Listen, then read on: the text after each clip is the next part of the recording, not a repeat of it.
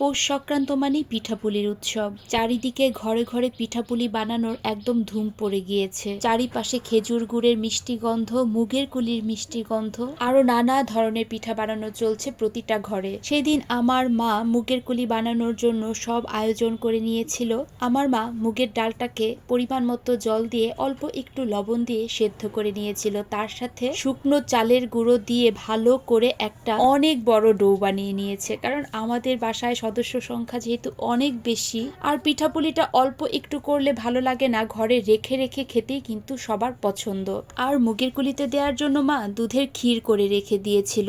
আমি আসলে যেহেতু কাজের একটু তাড়া থাকে, তাই মা আগে থেকেই দুধের ক্ষীরটা করে রেখে দিয়েছিল।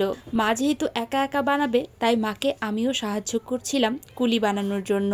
তেমন কিছুই না, ভালো করে ডোটাকে মথে নিতে হবে। তারপর ছোট ছোট রুটির মতো লেচি কেটে নিয়ে সুন্দর করে হাতের আঙুল দিয়ে একটা বাটি শেপের মতো করে নিতে হবে। এরপর সেই বাটিটার মধ্যে একদম ভরে ভরে দুধের ক্ষীর দিয়ে দিতে হবে। এরপর আমি যেভাবে দেখাচ্ছি ঠিক সেইভাবেই মুগের কুলির মুখটা বন্ধ করে দিতে হবে আর সুন্দর একটা ডিজাইন করে দিতে হবে। ডিজাইনটা যার যার পছন্দ অনুযায়ী, আমি যেমন ভাবে কুলি বানাতে পারি, আমি আর মা তা আমরা সেইভাবেই বানাচ্ছি। যাই হোক, আমাদের বেশ কিছু কুলি বানানো শেষ। এইবার একটা কড়াইয়ের মধ্যে বেশ অনেকটা তেল দিয়ে তাতে মুগের কুলিগুলো অল্প আঁচে, মানে মিডিয়াম আঁচে ভেজে নিব। আসলে প্রথম খোলায় অল্প করে দেয়াই ভালো, তা না হলে যে এরকম হালকা হালকা করে ভেঙে যায়। কিন্তু পরের দিকে যখন কুলিগুলো ভাজবেন, তখন কিন্তু কুলিগুলো ভাজা আরো বেশি সুন্দর হয়।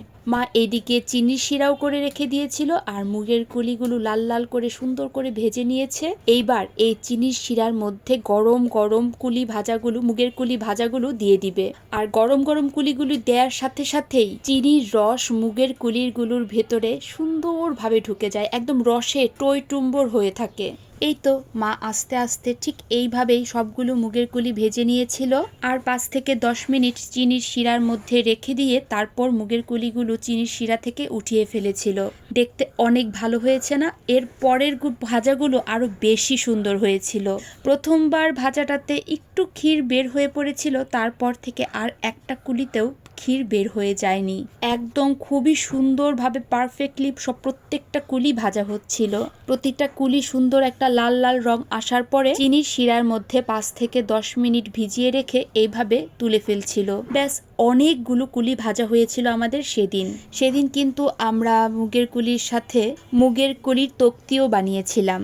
ওই যে ছোট ছোট চারকোনা করে কেটে কেটে সেগুলোকে লাল লাল করে ভেজে চিনির শিরার মধ্যে ডুবিয়ে রেখেছিলাম, তারপরে উঠিয়ে ফেলেছিল। এগুলোতে কিন্তু কোনো ধরনের ক্ষীর ব্যবহার করা হয়নি, কিন্তু খেতে হয়েছিল অসম্ভব মজার। আর এই হলো তার ফাইনাল লুক। কুলিগুলো যখন রসের মধ্যে ডুবিয়ে চামচ দিয়ে কেটে খাওয়া হয়, খেতে অসম্ভব মজার। মুগের কুলি তো এমনিতেই স্বাদ, কারণ মুগের ডালের একটা অন্যরকম গন্ধ থাকে, তার সাথে ভেতরে ভরে ভরে ক্ষীর দেয়া। পৌষ পার্বণের দিনগুলো কিন্তু আসলে এরকমই। প্রতিটা ঘরে ঘরে যার যার মতো করে সবাই অল্প করে বা বেশি করে পিঠা পায়েস বানায়। আচ্ছা, এবার আমাকে বলে ফেলুন তো, আমার এই ভিডিওটা কারা কোন জায়গা থেকে দেখছেন আর ময়মনসিংহ থেকে কারা দেখছেন, তারা কিন্তু অবশ্যই আমাকে কমেন্ট বক্সে জানাবেন। আমার ভিডিওটা ভালো লেগে থাকলে অবশ্যই সবাই লাইক আর কমেন্ট করবেন, আর আমার পেজটাকে ফলো বা লাইক করে দিতে কিন্তু একদম ভুলবেন না। তো আমার আজকের এই মুগের কুলি বানানোর রেসিপিটা এই পর্যন্তই। সবাই ভালো থাকবেন, ভালো লাগলে সবাই টাইমলাইনে শেয়ারও করে রাখতে পারেন। So tata.